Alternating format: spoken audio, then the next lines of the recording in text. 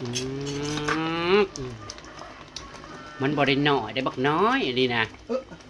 กระปุ้นจะ10 โลนะซ้ำกระปุ้น20 โลก็ได้นี่นะไก่ตัวเดียวจนเต็มหม้อกระทะน้องเลือดเริ่มแล้วน้ำกระปุ้นเริ่มขั่วน้ำหน้ากะทิเลยจ้ะพี่น้องใจแต่ละงานน้ำกระปุ้นน้องเบิดก็บอกว่าอย่าเฮ็ดแซ่บอย่าเฮ็ดแซ่บเฮ็ดเอาคือปนไก่เอานี่พอจบใส่ติ่งลิงบ่ต้องพิธีพิธันเอ้ามีไก่ตัวนึงได้นี่ก็สวัสดีอีกรอบพี่น้องมื้อนี้บ่ได้เมื่อง่ายต้องรอซิมข้าวปุ้นซะก่อนนะคะก่อนสิกลับบ้านก็ได้เฮ็ดแล้วก็ต้องซิมจังสิได้ฮู้ว่ามันแซ่บหรือบ่แซ่บแซ่บแล้วต้องบอกต่อแต่ว่ามื้อนี้น้องว่าอยากเอากะปิลูกคือเบามีมันก็แซ่บคือกันมันจะหอมใส่กะปิเบามีแล้วใส่กะปิตลอดเราแถมสิบ่ได้ใส่ปลาแดกเห็นบ่ลางเทื่อเราเฮ็ดนะแบบน้ำกะปิก็อร่อยเฮาเงินบ่หลายเฮาก็ต้องใส่ปลาแดกนำปลาแดกให้ก็แซ่บคือเก่าเนาะเดี๋ยวทางสิเข้าสวนเบาเอื้อบ่น้ำซะก่อนส้มสวนซะก่อนกัดส้มแล้วก็ผักเอาไว้กินครับส้มทั้ง2เบาเอื้อแล้วก็มาส้มทั้ง2 JC ซะก่อนนะคะสวนผักเพิ่นว่าโซนนี้เพิ่นมีผักอะไรบ้างเพิ่นก็พอได้ขายพอได้ขายอยู่ใช่ไหมขายโลละ50กีบ50 บาทขึ้นราคาเนี่ยนะเฮ้ยขึ้นราคาซ้ำอันนั้นค่าไฟดิยังขึ้นขึ้นว้าวเบิ่งน้องแล้วโคตรสาวโคตรแรงเดี๋ยวนี้แน่นให้ขึ้นนี้50 บาทนึงคิดเบิ่งแน่กะหล่ำหัวเดียวนั้น40-50ขึ้นซ้ำค่าธรรมเนียมมันแลกเปลี่ยนเงินตาอยู่บ่ก็จะขึ้นซ้ำพูดอยู่ฮาละคืนฉันก็สิไปเอาออกมาเบิดธนาคารกับปิดเนาะเงินบักหลายๆฉันน่ะซึ่งมันก็เจ๊งแล้วคันฉันแปลว่าออกมานี่นะเอาเลยเราบ่ให้เอาออกมาบอกเลยนั่นแหละอันใดอันเงินในธนาคารเอาออกจ้าโอนแต่ละเทื่อน่ะเสียค่าธรรมเนียมเท่าใด 0.3 หรอ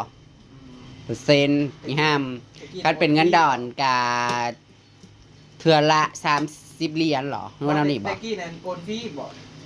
แม่ตะกี้บ่คือบ่ได้เสียค่าธรรมเนียมเสียก็เล็กน้อยแล้วประเด็นเงินเพราะว่ามันภายในแบบมันการค้าต่อการค้านั่นนี่มันก็บ่ได้เสียเด้คันไปเก่าน่ะมันบ่ได้เสียคันโอนไปธนาคารอื่นน่ะเสียนั่นนี่นะบัดนี้เพราะว่า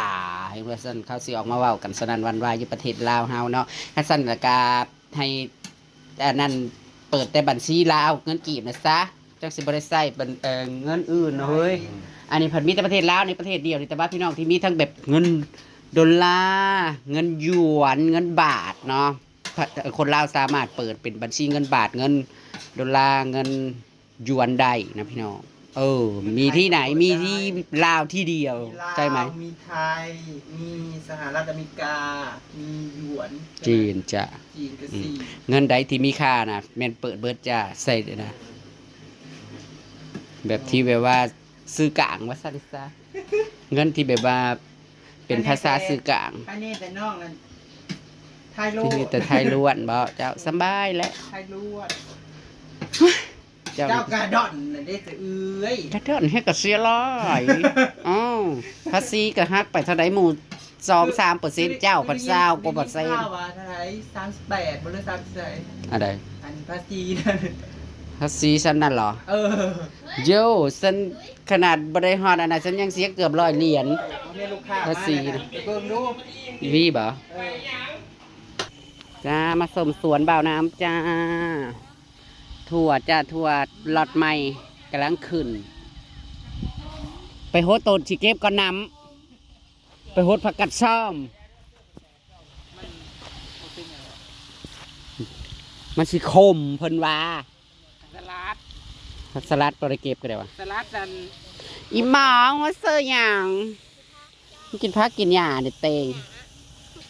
มึงบ่กินแล้วกินเตมึงจะไปเฮ็ดอะไรกินผักมึงจะไปเฮ็ดอะไรกินกับหยังเหรอลวกจิ้มแจ่วอันนี้คือสลัดเด้อจ้าขายจ้าอยากขายก็อยากขายกิโลละ50 บาท50 บาทคันเอา2 โลขึ้นไป100จ้ามาไหมนางเก็บแบบอารมณ์ดีเบิ่งดูเจ้านั่น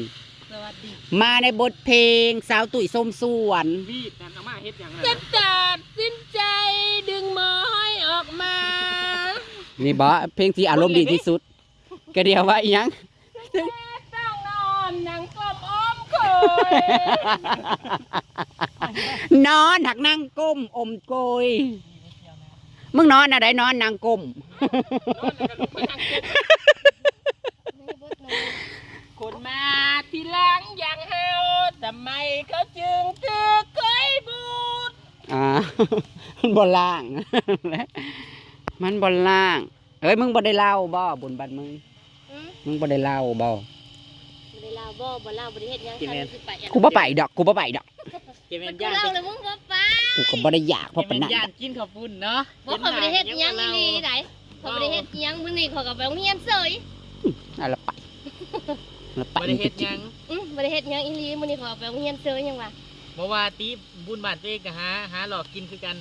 บ่ได้เลาะแล้วก็มึงก็ยังบ่ค่อยไป นั่งไปเฮียนนั่งไปเข้าโรงเรียน โอ้ยนั่งเขาบอกอยากได้ดิ โอ้โห เอาพักหยังอันนี้มันคือเป็นแนวนี้ ผัก อีหยังก็สลัดอะไร สลัด ผักคอส สลัดอิตาลีบ่สลัดทางย่ำนะพี่ งามแซ่บอร่อยผักสลัดหัวฟูอันนี้นั่น ยังผักน้ำนี่บ่ อ่อนอ่อนโอ้ย ยาม ตัวอ ร้ ยู่ อนนี่แหละต้องขังแล้วนี่แม่นบ่โอ้ยมันสิกลัวหัวฉัน อากาศมันร้อนแล้วมันถึกแดดบ่ได้มันยันผิวเสีย สวัสดิ์ต่อสมาอย่างมาแย่ฮีสัน ถึงแม้ต้องนอนนั่งกลมบ่มเกินต่อนี่ก็เอ้ยก็คุ้มค่าที่ได้โกย นอนอกแกงซ้ายที่คอยนั่นมันบ่แข็งคนมาทีหลังอย่างเฮาตั้งมังตั้งใส่เขาและเฮ็ดโซกโงก เพิ่นน่ะได้ตังค์ใส่เขาเห็ดโชงกนะ ของเขาน่ะบ่แข็งของเพิ่นน่ะตังค์ใส่เขาน่ะเห็ดโชงก เพลงกับเพลงลามกดอกว่า แม่เด้อพี่น้องเด้อบุญบ้านข่อยเด้อบุญบ้านนักผือ ประกาศ กินกับปุ้นกับปาดเด้อ เด้ถามในเฮือนหลังนั้นกับปุ้นแซ่บบ่ ใครบ่มีบ่กินกับมีแน่มีแห้งอยู่เด้อมาจับนมข่อยกับมีแห้งนะ ประกาศนางเจ้าขาย3 คนร้อยจ้า ปาดจะแน่มีแห้งอยู่ กินอิ่มแล้วขยักมีแห้งกะ3 คนร้อย เด้อสามารถจับได้ค่ะ50จ้า แต่อย่าตกใจใดเพราะว่ามัน3เฮ็บหมา แต่บ่ให้ว่าเฮ็ดมาเด้อว่านมกับบ่ใหญ่ ควันนมข่อยน้อย ข่อยบ่เทย ไก่ก็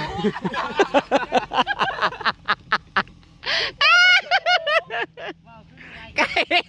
ไก่กะจนหัวควัน ถ้าไปกินบุญบั้งไฟบันห้อยปังฉันสิมื้อเฮ็ดอยู่เนาะห้อยปัง จ้า เรื่องนี้แหละฉันเรื่องนี้แหละฉันมันอันบ่อันอะไรกับฉันก็บ่เฮ็ด นั่งสิเมื่ออยู่บนห้อยปังเลยแหละ บ่ได้เมื่ออยู่พุ่นดอกแต่ก็แม่ไฟเลยเมื่ออะไรก็เลยเฮ็ดอยู่พุ่น นั่นที่ปีละเทื่อบ่เฮ้ยเพื่อเขาสิมีบุญบังไฟ แม่นอันนี้บุญบ้านเฮามันแล้วแหละนึง กะซ่อมเพิ่นโตนี่งามเนาะ2 อันเอาขึ้นใหม่นี่ ซี่น่ะ 4เหรออ๋อ ไปหาแนวให้ยายเฮ็ดผ้าขาวไป สวยงามเด่น มื้ออื่น อันนี้เพิ่นจะเก็บผักไปให้อัน ข้าวปุ้นก็บ่ได้เฮ็ดคือเจ้าก็ไปเรียนเชิงเจ้าหรือไปเรียนนั่นว่ะ จักกูอยากว่าเอาหยังกูลืมเลยเด้ตุ้ยถ้ากัดแต่หัวแซวๆอยู่น่ะ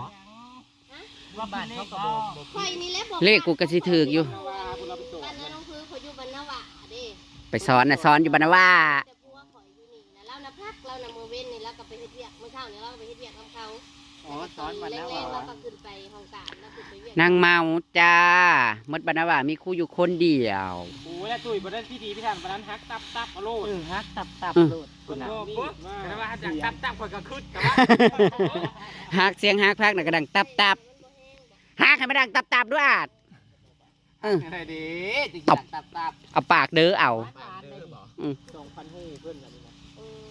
อ ว้าวมันฮอด100ฮู้อยู่บ่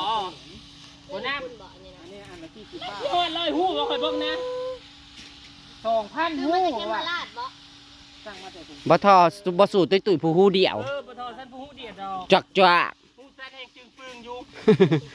รถไฟลาวจีนเขาไปอวยอยู่ในหันก็ได้ ย่า บ่ต้องถอยนะคะ โอ้ยเข้าไปโอ้ยได้ พอเรื่องโชยแล้วมันสิออกเลขมาอีห่ามึงเลขมามึงก็รีเลยมึงว่าแต่เรื่องนี่นะ แต่เลขแบ่ซะจะออกแล้วเด้ ออกก็มันออกเลข4-5 โมงผูก